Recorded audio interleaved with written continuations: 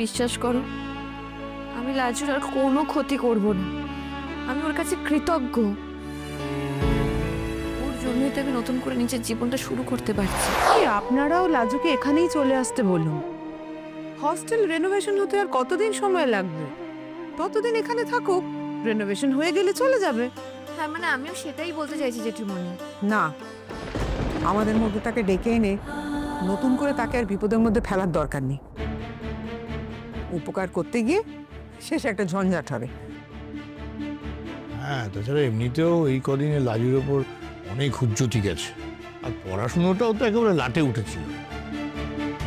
তাছাড়া ওই পিজি না কি বললে ওখানেই থাকুক, তারপরে তো আমরা আছি, সবটা দেখবো খুব।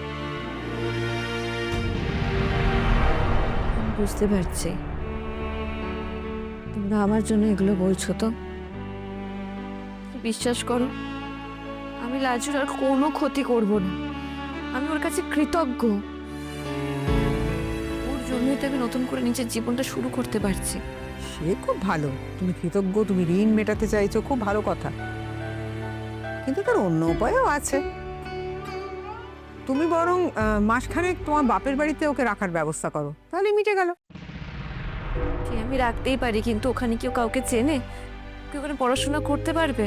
ওর মন বসবে ওখানে? তোমার তো ওর প্রতি প্রথম থেকেই কৃতজ্ঞ থাকা উচিত ছিল।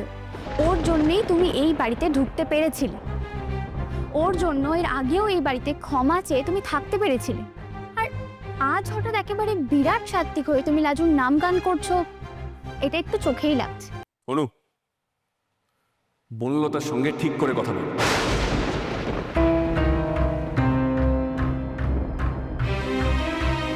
আমি আগেও দেখেছি তুই ওর সঙ্গে খুব খারাপ বিহেভ করিস। আমি কিন্তু সেটা অ্যালাউ করব না। আমি আবার নতুন করে শুরু করতে চাই। আমি সবাইকে বলেছি, সবাই রাজিও হয়েছে। তাহলে পুরনো কথা আসছে কেন? আমি তখন থেকে দেখছি তোমরা পুরনো কথা বলে ওকে হার্ট করছো কেন?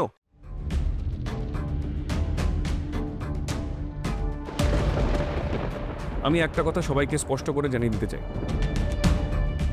বনলতার সঙ্গে কেউ যদি পুরনো প্রসঙ্গ তুলে খারাপ ব্যবহার করে, তাহলে কিন্তু আমি বনলতাকে নিয়ে বাড়ি ছেড়ে চলে যাব। আর অনু, আমি তোকে সাবধান করে দিচ্ছি, বৌদি ভাইকে তুই যেমন সম্মান করিস, বনলতাও কিন্তু সেটা ডিজার্ভ করে। ছোটদা ভাই, ভালোবাসা, সম্মান এগুলো অর্জন করতে হয়। ছাড়া, তুই কি ভেবেছিস বনলতা চিরকাল তোদের কাছে হাত জোর করে থাকবে আর তোরা যা খুশি বলবি? That's not fair. কৃষ্ণ, ও বাবা, এত মাথা গরম কেন করছিস বাবা? মা, মাথা গরম আগে করা উচিত ছিল। এনিওয়ে, বেরোচ্ছি। কোথায় যাবি তুই এখন? একটা ইম্পর্টেন্ট কাজ মনে পড়ে গেছে, সেটা মেটাতে হবে। ফিরতে আমার দেরি হবে। অনুভব, দেখো, দাঁড়াও দাঁড়াও, তুমি প্লিজ এভাবে রাগ করে বেরিয়ে যেও না। আমি কিচ্ছু মনে করিনি, ও আমার ছোট বোনের মতন। It's okay. সেজন্যই ওর অধিকার নেই তোমাকে তো কথা শোনানো। অনুভব,